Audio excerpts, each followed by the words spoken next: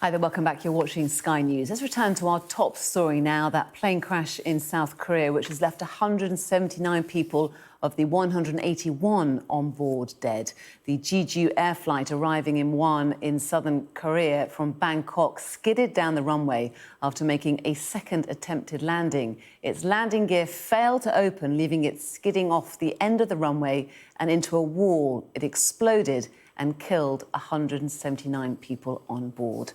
Well, to try and explain all of this now, I'm joined by the aviation expert, David Learmount. David, we are grateful for you to come into the studio, especially on a Sunday afternoon, and talk to us about this. Many, many uncertainties, as you can imagine, still surround what's sadly the deadliest aircraft aircraft crash in South Korea. I know you've been studying the footage for us, having a look at it all day for us. What are your assessment at this hour?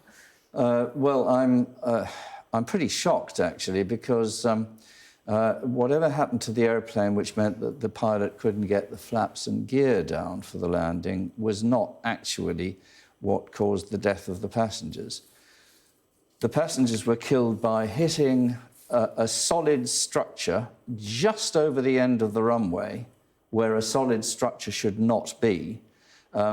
That solid structure contained the instrument landing system antennae, which does need to be there because it guides in bad weather, and of course this was very good weather. In bad weather, that antenna guides the aircraft to the runway, when the pilot can't see it until the last second. Those antennae are normally just stuck in the ground, and they're collapsible, so that if you go over the end of the runway, the antennae collapse and don't cause the aircraft any damage. But we can see the aircraft running into this structure and just crumpling and exploding. We can see the aftermath on the screens now, that huge plume of black smoke and, of course, the flames, that explosion instantaneous. Interesting that you say that, and it's a big thing to say, David, I have to say. The country's Deputy Transport Minister has released a statement saying that this 2,800-metre runway is not a contributing factor in terms of length, and more importantly, the walls, of which you mentioned one of them, at the ends had been built according to standards. I don't know what standards they think were appropriate, but other people, when they put a structure for the instrument landing system antennae, don't put them in a concrete structure. What we saw was, during the video of this landing, we saw the aircraft being put down beautifully with wings perfectly level. It was sliding on its belly. It was going very fast because the pilot couldn't get the flaps down, possibly because the hydraulics had failed after a bird strike. But anyway, he had to land particularly fast. That's why the aircraft went over the end of the runway. That's why, because aircraft occasionally will go over the end, you don't put solid structures immediately in the overrun, but that's what happened here. Yeah, and as you say, that the landing, a so-called belly landing, was a very good one. It was a very good one, and if you watch it minutely all the way down the runway, there is no, when the aircraft, just before it hits that wall, there is no extant damage to the aircraft. There's a bit of smoke coming off from the friction with the runway. Lots and lots of, belly landings or gear-up landings take place around the world from time to time. Aeroplanes can survive this. The crash crews on the airfield are ready for it. So, this did not. The runway, the transport minister is quite right. The runway didn't cause this accident. Something happened to the aeroplane. It disabled it.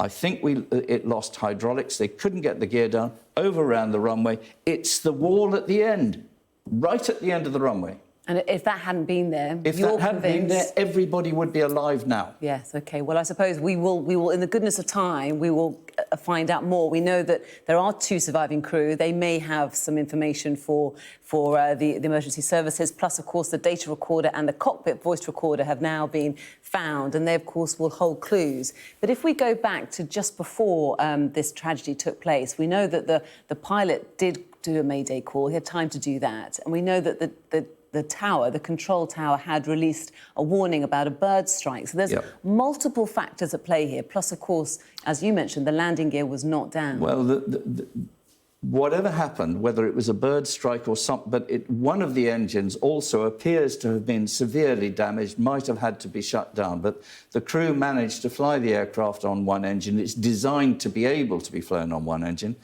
But whatever went wrong, the pilot decided to abandon the first attempt to land, and having done that, he then went to the, having taken off at the far end, he then turned round, came back, landed on the same runway from the opposite direction. But that landing that we've seen on video, no damage came to the airplane during the run. Is it unusual to make a second attempt knowing that your hydraulics are failing and not necessarily alerting the air traffic control? That's the bit that we really want to have clarified. And the cockpit voice recorder, the conversation between the pilots, you know, the pilot knew he had a real problem, and he didn't have much time to deal with it. That's why he put out a mayday call. So the landing itself, though, that was essential, and he did his best to make it safe.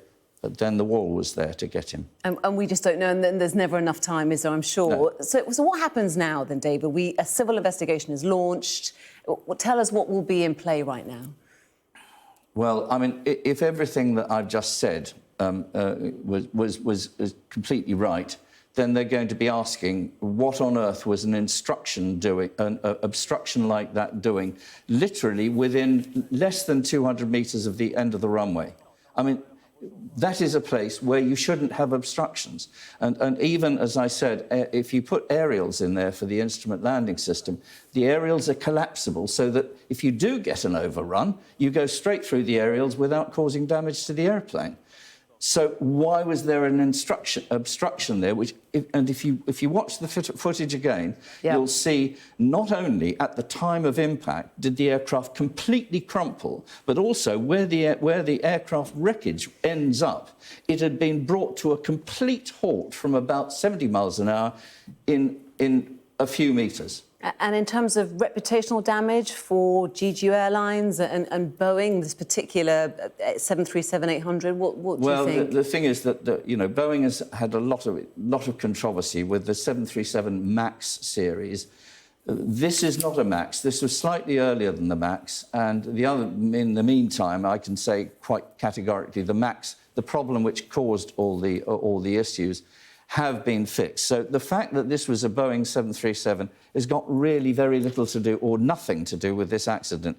If the same thing had happened to an Airbus, I suspect the result would have been the same if the pilots had handled it in the same way. I don't think it's to do with it's not to do with the runway, as the Transport Minister said. The runway would normally be long enough.